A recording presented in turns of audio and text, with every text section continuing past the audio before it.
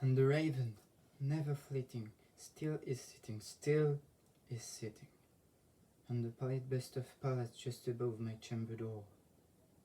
And his eyes have all the seeming of a demon's that is dreaming, and the lamplight over him streaming throws his shadow on the floor, and my soul, from out that shadow that lies floating on the floor, shall be lifted nevermore.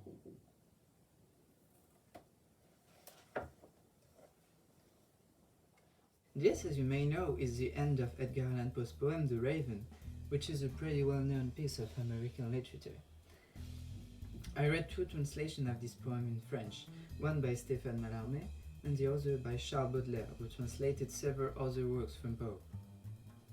They are quite different from one another, but I really like them both.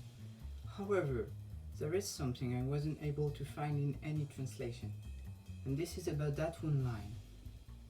And the raven, never flitting, still is sitting, still is sitting. This is by far my favorite line of poetry in this piece. I am not qualified to talk about this.